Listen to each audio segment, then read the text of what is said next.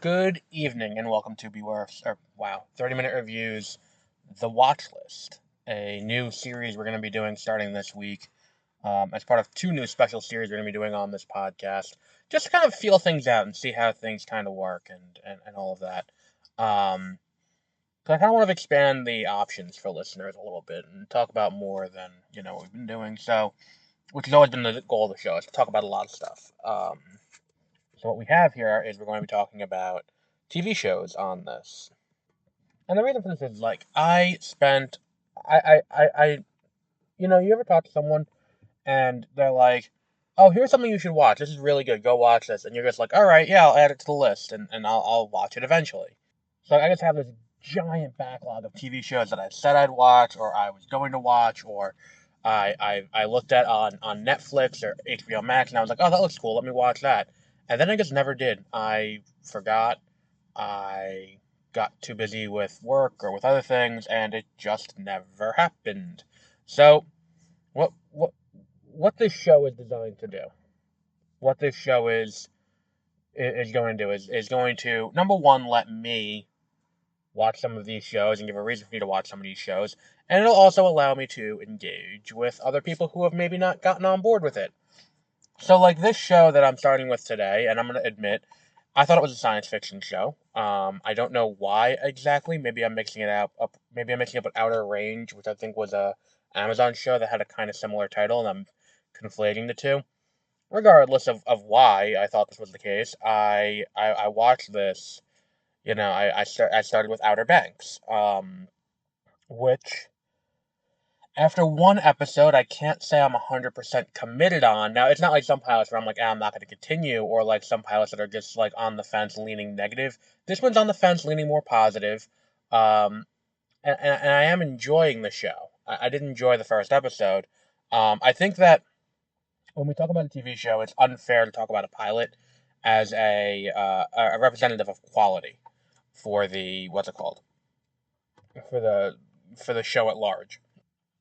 So, and the thing is too, is like when you look at a show, you can't, like, there are a few pilots that have done a fantastic job out of the gate, did a great job of kind of introducing you to the world, introducing you to all the characters. I think of like Cheers is kind of the quintessential perfect sitcom pilot where it gets you totally in line with everything that you need to know about the show going in. You find out all the characters, the dynamics, all of that stuff's all introduced in that first episode very well.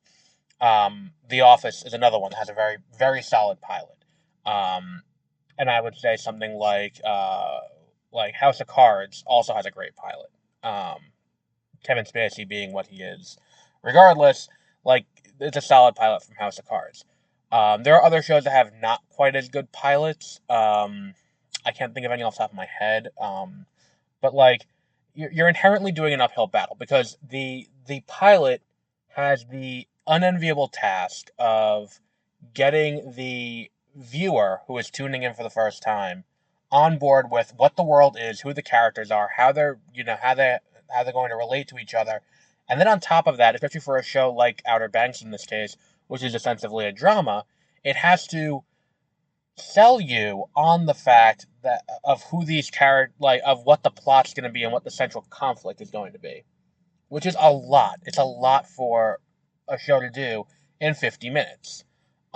Sometimes there are easier paths to victory on this, like a show that doesn't have as complex a plot. Like a show like You has a pretty easy pilot because they have to introduce you to Joe, they have to introduce you um, to I forgot what the other characters, what the girl's name was in the first season, but they have to introduce you to them, and then they have to introduce to you that Joe is going to mercilessly stalk this poor girl until, spoilers, he ends up killing her. And that's kind of where this show, like that's an easy kind of premise to set up and explain. You don't have that same thing kind of here, like, because it's a much more complex show and it's a lot more going on. Because it's not just that you have to deal with the dynamics of the relationships of the team on the Pogue, I think that is the name of the boat. It's not that just you have to deal with that. It's not just you have to deal with all these characters getting to know each other. And it does a pretty good job of kind of introducing it. And the thought I have while I'm watching it is that it's kind of like the first song in the Heights, where it's like introduced. It's like the persona dramatis of it, where it's like, here are all the people and here's what they do. But it's like there's also factions that are introduced, and it's kind of not political, but it is kind of like that Game of Thrones type, you know. There is like political intrigue is kind of the best way to define it, but even though it's not a political thing, it is a social kind of strata that's established within this small community in Florida, and it is interesting to see how it kind of all relates to each other. Because on top of it, we have to also establish that like there are like the townies, there are the vacationers, there are the rich people who also live there, how they all relate to each other, like who works for who does what in what regard in this town. Like all of that kind of stuff needs to be laid out because the average person coming in probably doesn't know that, and I don't know how reflective of reality this actually is. But it all does need to be kind of, explained for the viewer. If it's not explained, then we can't really get to a point where we can understand and watch the show properly. Um,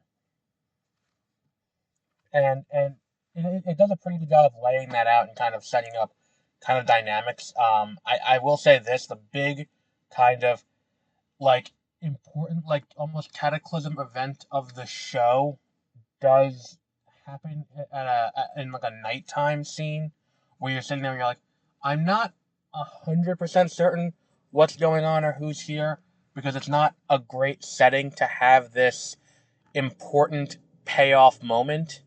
But at the same time, it's like, all right, I like from the aftermath, you can kind of piece together what they're going for and what needs to happen.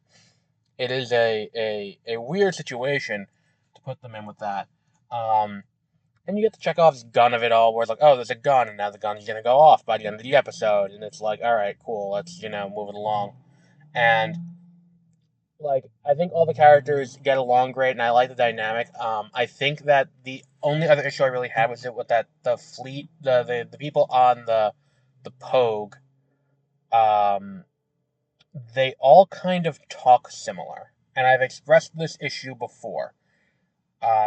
Characters not having unique voices or unique things. Whereas, like, if they're not saying something specifically about their character, like, oh, my dad is presumed dead, or something like, oh, she's rich, or oh, she's a rich hippie girl, or what, like, anything like that, to define who it is saying it or who they're talking about. If you pull a line of dialogue out of any part of this episode, it can apply to just about anyone. And I think that that's a problem, or especially the fleet, the people on the boat. Um, that said, if I'm gonna watch a show that's gonna take place in a marshland, I'd rather watch this than that disaster last year, where the crawdads sing. This is a much more entertaining show. Um, and I think it just comes from the fact that like the characters are pretty engaging. I'm entertained by what they're doing, along the way, and I would like to see further, I'm interested to see further development in these characters, and how it kind of goes from here. Um, but yeah, I think we'll wrap up there for the first episode. So every Thursday we will have the new episode of the watch list, and for the next this week plus 9 weeks we'll be doing Outer Banks. After that, I'm open to suggestions, but I'm thinking Lovecraft Country will probably be next. That's another show that I'm meaning to watch. So after this, we'll probably do Lovecraft Country. There are a few other options on the table, but I think Lovecraft Country is probably going to win out. Um, and yeah, if you want to hear about current TV shows that are currently going on, head on over to Beware of Spoilers. If you go to bewareofspoilers.com, you can get a link to whatever your podcast streaming service of choice is.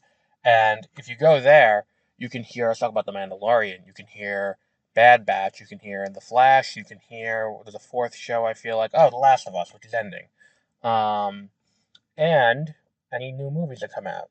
So we'll be back with the next episode, of this specifically on Thursday. The next episode of Beware of 30-minute reviews, I'm sorry, will be on Tuesday. We'll be talking about, yes, the DCEU ranking that me, Peter, and Josie are going to be doing. That is Tuesday. Wednesday, we'll be talking about the Academy Awards winners and losers. And on Monday, there'll be an episode where we debut the back catalog files, where we talk about video games. We'll be talking about City Skylines. So until all of that, have a great rest of your week.